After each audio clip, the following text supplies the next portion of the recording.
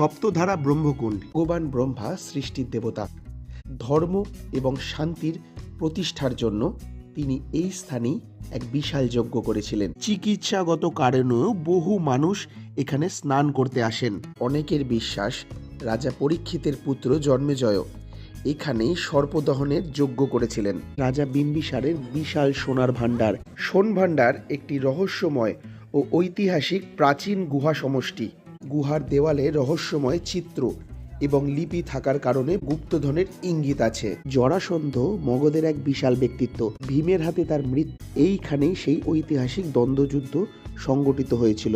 The great warrior of Magadh. এইটুকুই ruins বেঁচে রয়েছে। এইটাই বিম্বিসারের জেল। কত বছর আগেকার জিনিস। সনাতনী ধর্মের এই যে জিনিসটা দেখা, কৃষ্ণ রথের চাকার দাগ, এই যে ভীম জরাসন্ধ একে অপরকে তুলে ফেলেছে এই ব্যাটেল ফিল্ড। এই যে হাত পড়েছে, দেখো হাতের ছাপটা পুরো প্রমিনেন্ট বোঝা যাচ্ছে। 5টা আঙুল দেখো একবার, এই দেখো পুরো রাজগীরকে ঘিরে রয়েছে এই ওয়াল। এই হচ্ছে সেই পাথরের ওপর পাথর রেখে গ্রেট ওয়াল। এখানে ইতিহাসের সাথে পর্যটনের একটা খুব সুন্দর মেলবন্ধন খুঁজে পাবে। এবার আমরা যাব শান্তি স্তূপায়। এইটা মেবি হেঁটে ওঠার রাস্তাটা হবে। এই স্থানটি খুব আশ্চর্যপূর্ণ। যে কোনো রকম পয়সা দেওয়ালে দিলেই আটকে যাচ্ছে।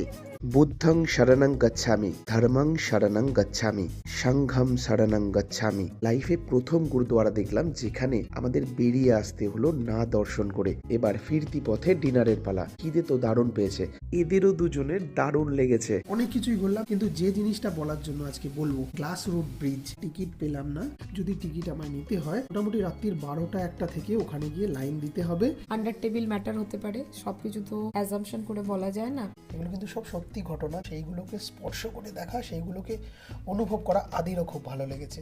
গুড নাইট আজকের জন্য। 2 জানুয়ারি। Good night, bye by.